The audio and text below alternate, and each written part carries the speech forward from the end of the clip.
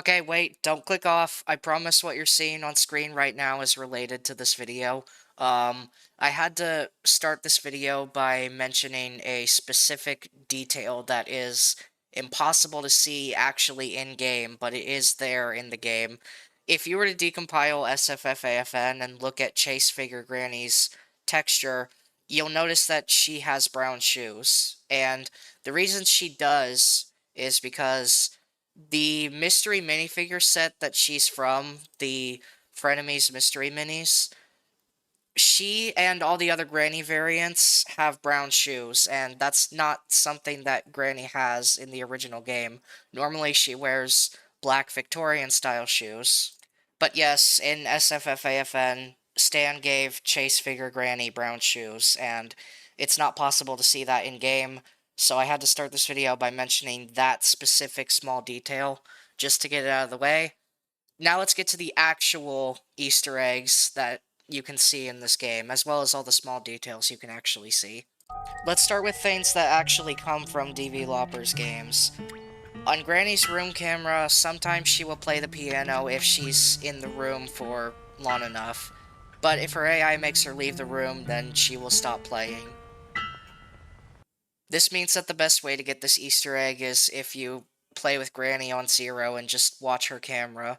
That being said, you have to not watch her camera to actually get this Easter egg. If the camera is on Granny's room, then she will not play the piano ever. Unfortunately, I need to mute this clip due to Granny's house being a copyrighted song, but yes, when you have the radio unlocked and you play Granny's house, Grandpa will actually start dancing to it. And it looks pretty goofy with the Thug Life skin specifically.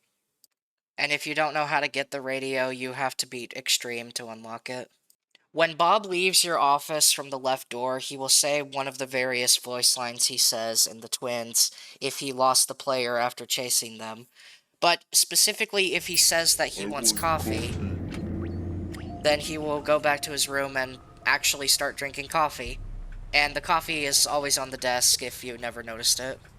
Moreover, on the Twins room, there's a chance that when you open the camera to it, the painting in the top right will fall over and reveal the Granny poster. These two don't really count as Easter eggs necessarily, more so as missable details, but they are in reference to Hotel Insanity. Hotel Insanity has a lot of rooms in it, and there are a couple rooms that DV made a mistake with placing assets in them. In Hotel Room 2, you can see 2 pillows on top of this bed, which is a reference to a room that accidentally has 2 pillows placed on it, on top of the bed. And in Hotel Room 1, there's a pillow on top of a locker, which is also a reference to a mistake that DV made. Now for Easter eggs that SFFaFN itself adds, there's a chance for a spider to crawl around at the back of your office, and you can see it when you go under the desk. This spider's texture changes if you have the Nightmare Office on, to the Slendrina X spider, or the spider from the first versions of Granny that had the spider. You have probably seen this Easter egg, as it's not that rare, but there's a chance for Cam 10 to have a message on the monitor, and switching over to the camera that it had the message will have a maniac painting jump scare you on the camera. Now for probably the rarest and the most complicated Easter egg in SFFaFN. The water monster has a chance to appear in the moat in the playpen. It's not very frequent to happen, and the Child of Slendrina being active makes it unable to happen. Now the version you saw is actually a more common version. There's an even rarer version that is very difficult to actually get in-game, but yes, there is a chance for you to get a different version of this Easter egg.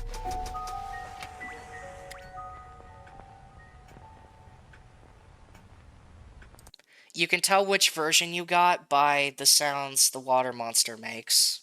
Coincidentally, I had this happen when I recorded Granny playing the piano, but nevertheless, there's a chance for the crow to leave its cage and start eating birdseed from the bowl on the table. The speaker in the office can be clicked to hear a sound effect.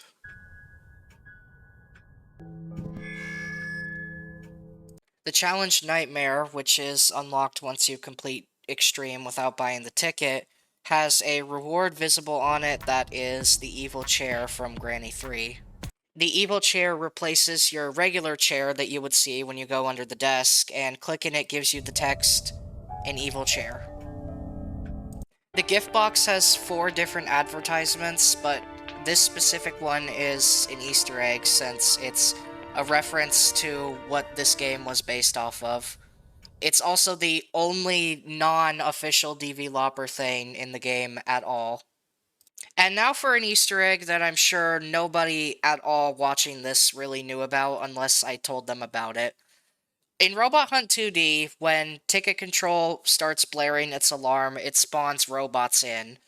If you get a perfect score from destroying 22 robots on level 2, and let Ticket Control blare its alarm to spawn 3 more robots, or, well, just any extra robot, period, then when you destroy those robots, you will get the perfect text replaced with OMG WTF BBQ.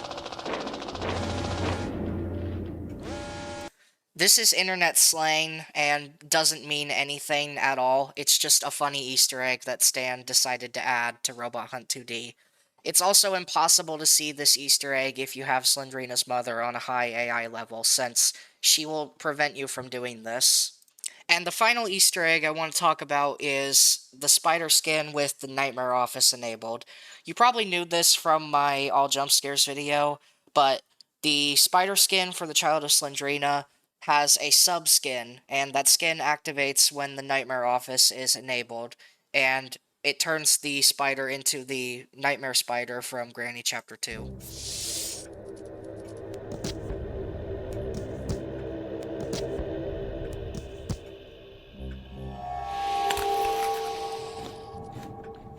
This is not really an Easter egg, fully.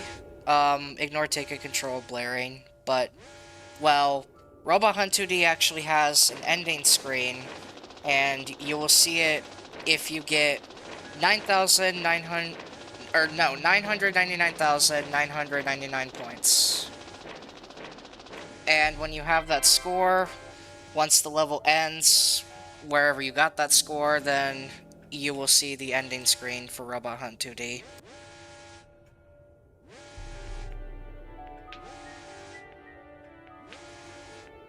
This is impossible to see unless you play Endless long enough, or you let Yellow Granny take you to 10 PM in the night, so have fun getting this one. Alright, now let's get into the small details that SFFaFN has in it, and we're gonna go off of talking about Yellow Granny a moment ago. If you let Yellow Granny extend the night, then obviously you will hear her laugh.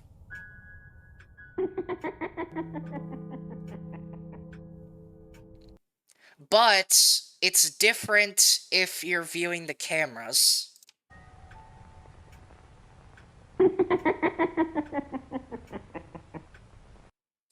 If you did not hear the difference, then it's because you don't have proper headphones to hear the difference. But essentially, if you're in the office, then you'll hear Yellow Granny in your right ear when she extends the night if you're not viewing the camera. If you are viewing the camera, then you'll hear her across your entire soundscape.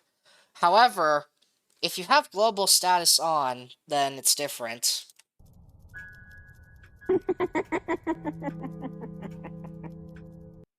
Red Granny uses an unused animation that Granny had in Granny 1.0. Like, literally since the game release, this animation that she uses to attack you has been unused. Frozen Granny has a pool of water thaw under her as she thaws out. It might be hard to see, but it's there. Granny's room has the messages 5 days and leave this house visible on the camera of Granny's room, if you look closely. Slendrina actually has an indicator to show when she's going to appear in your office, and it's the book in this room.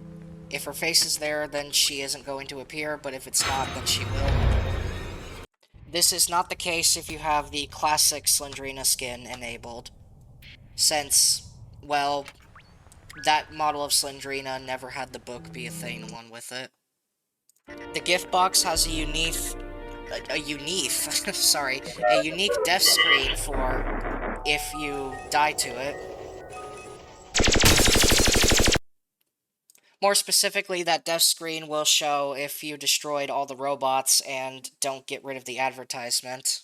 If you have the spider skin enabled, the playpen changes quite a bit, but more specifically, the water of the moat drains into the twins' room where the coin is. The character, the player, has footsteps for when they're leaving after they take your Slendrina mask.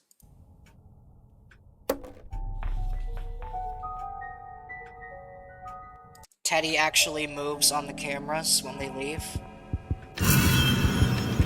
As you probably know, when you kill Slendrina's husband, Slendrina screams in response. This is not the case if you have the classic skin enabled. When Bob leaves his room, you can see tomato cans on the table that he was blocking sight of. But if you have the poison skin enabled for Bob, then the rat poison will also be there after he leaves. Maniac 3 breaks down the door to his room the first time he's leaving.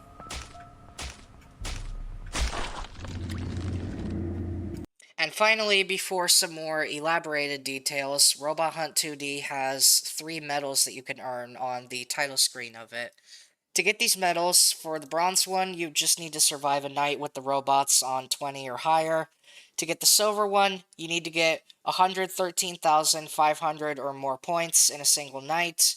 And to get the gold one, you need to get 124,150 points before 6 a.m. Very specific, so I will leave instructions in the comments for how to get these medals if you want to get them. Alright, now for some more elaborate details that this game has. There is a danger ambience that plays the closer you get to dying, and the easiest way I can showcase this is with Frozen Granny. So, the more I melt her, the louder a droning noise is going to get, and I'm just going to let you listen.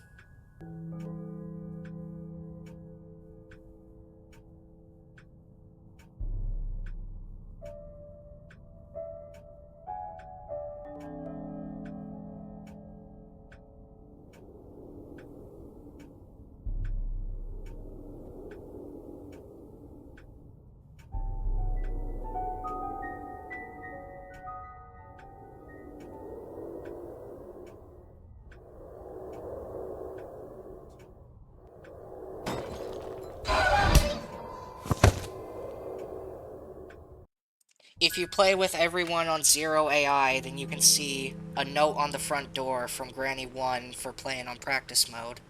This is easier to see if you've completed Extreme Mode and have unlocked the ability to see the ending cutscene every time you complete a night.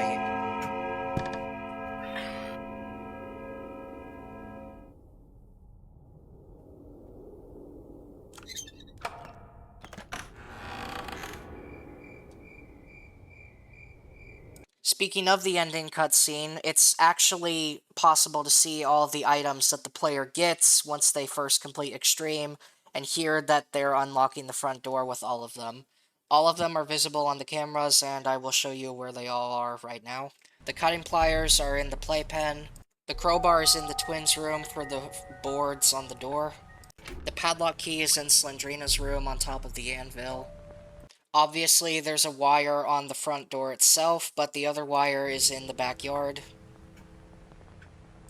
The battery is in Granny's room on top of the piano. And Stan took a creative liberty to make the remote control from Granny 1 be the thing that unlocks what would normally be unlocked by using the screwdriver. The remote control is in Grandpa's room on the small table. Now, you might have noticed I left out the padlock code, and that's because that item specifically is very well hidden in comparison to the others, and you'll only see it after an earthquake happens, as it's called in the game's code. An earthquake will happen when Slendrina's husband is killed, but it's easier to see this by letting Slendrina's mother come in the office with the mom head skin, which is a reward from completing Nightmare for the first time. When the earthquake happens, a bookshelf in the main hall will fall over.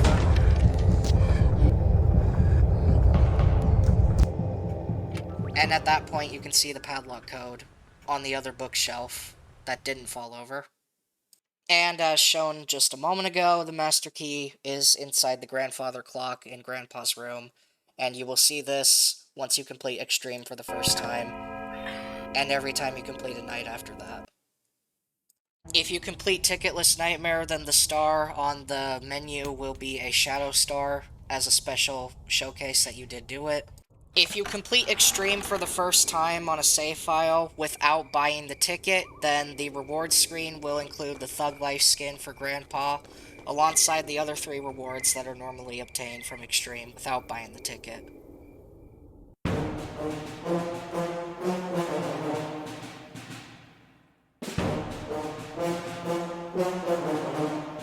And that's every Easter egg and small detail in SFFaFN. At least for the current version, because there's actually an Easter egg that was removed once 1.1 released. Unfortunately, you can basically no longer see this Easter egg unless you already had the old version of SFFaFN on your computer. But basically, every time you close the monitors for the cameras, there's a chance that a poster will appear in the window, and it's a poster of John Granny. John Granny is, well, the YouTuber John Wolf. The context behind this is John Wolf was doing a bit for some time called the Guys bit, and in his 1.5 video for Granny, he had this moment happen.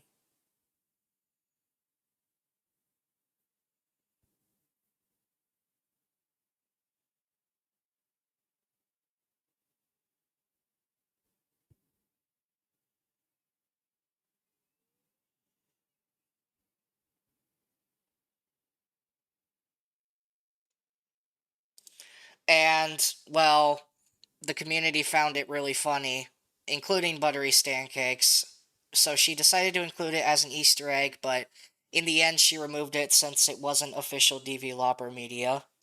And well, that's actually every single Easter egg and small detail in Slendrina's Freakish Friends and Family Night. I hope this video made you realize just how much effort Stan really put into this game. So many small things that probably no one has ever noticed and only I really knew about, besides some friends. So yeah, that's everything. Thank you for watching, and goodbye.